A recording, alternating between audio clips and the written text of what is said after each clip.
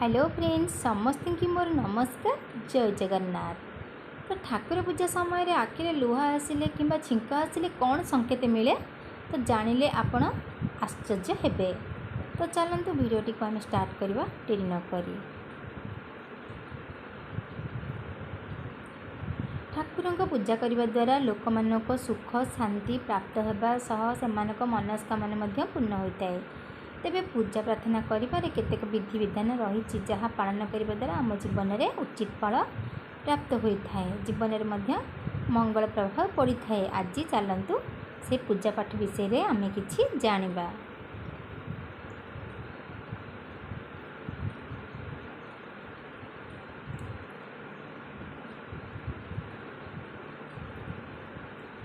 एमिति किछि कथा जहाँ आपण जानिबा निहाती आवश्यक अटे। तेबे भगवान का नाम स्मरण कले सबु दुख कष्ट दूर हो जाए। भगवान श्री गणेशंकर पूजा केबे भी तुलसी पत्र व्यवहार करंतु नहीं। बिना स्नान रे तुलसी पत्र तोड़िबा द्वारा देवता माने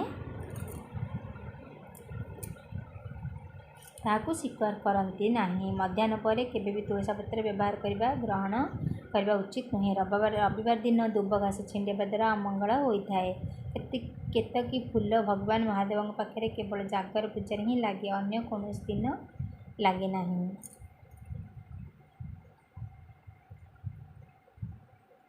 अन्य कौन पूजा लगे नहीं। भगवान जलुवा दीप को केबे भी लिभाइबा उचित नुहे, नचेत आपण अमंगलकारी साब्यस्त हो पारे।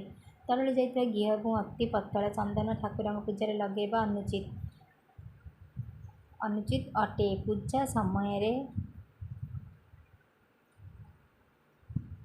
दीप लिभिजा और थाली हाथ में खसवा अमंगल सब्यस्त होता है। जदि पूजा समय आखिरी लुह बाहरी आसे तेरे जाणी नि भगवान आपण प्रार्थना ग्रहण कर सारी। सकाଳେ उठा समय जदि मंदिर में घंटी किंबा शंख बाजिबा शुभा जाए तेबे यह